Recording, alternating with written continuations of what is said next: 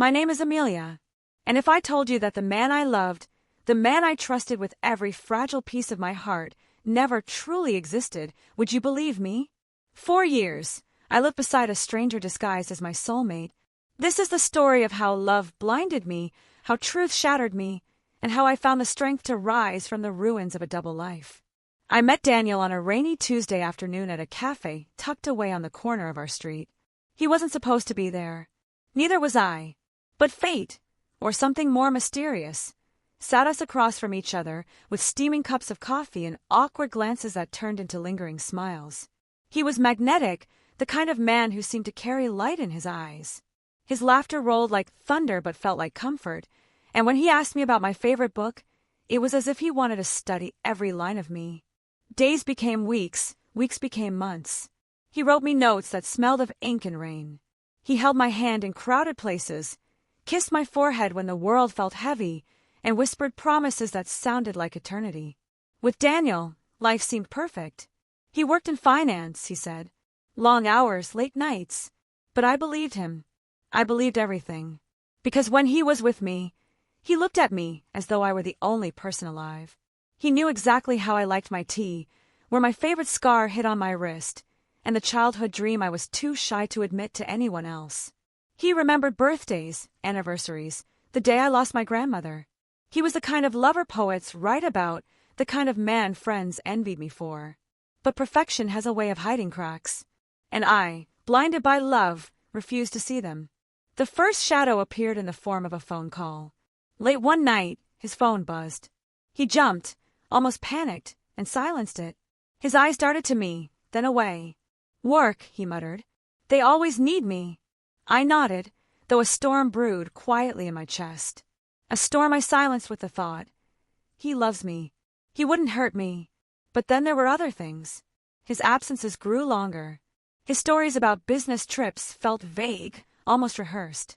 And sometimes, when he kissed me, there was a distance in his eyes, as if part of him lived elsewhere. One Sunday, while he was in the shower, I found it. A second phone, hidden in the drawer of his desk. Locked, of course, but the wallpaper, a smiling woman with hair like the sun, told me everything I needed to know. My hands trembled as I flipped through the few visible notifications. "Can't wait to see you tonight, Redheart. The kids miss you. Don't forget Sarah's recital." My lungs collapsed. My world tilted. Kids. Another woman. When Daniel emerged, towel draped over his shoulders, I stood there, holding the phone like a weapon. His face drained of color. "Amelia," he whispered. "I can explain, but explanations are fragile things. They shatter easily when the truth is too heavy." Daniel confessed. Slowly, painfully. Her name was Claire. She was his wife. They had 2 children, a life built years before me. He told me he loved me, that he never meant to hurt me, that with me he had discovered pieces of himself he thought were dead.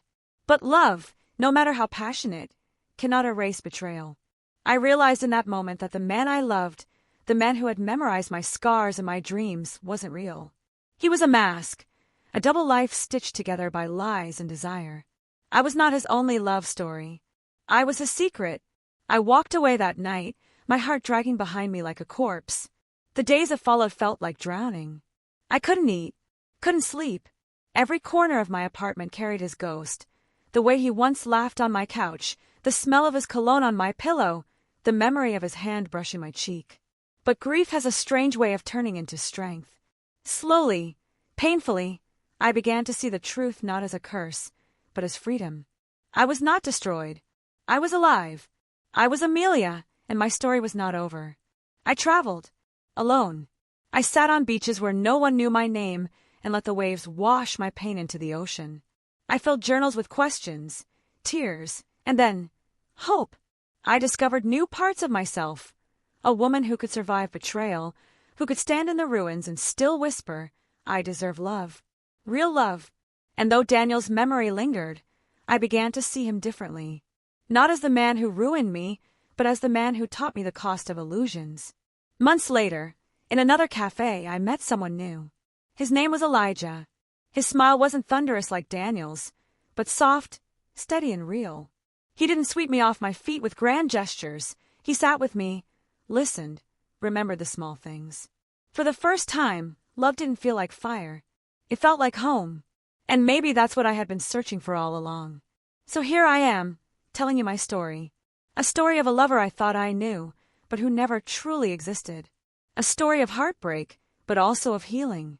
And I wonder, if love can blind us so easily, what does it take to finally see the truth?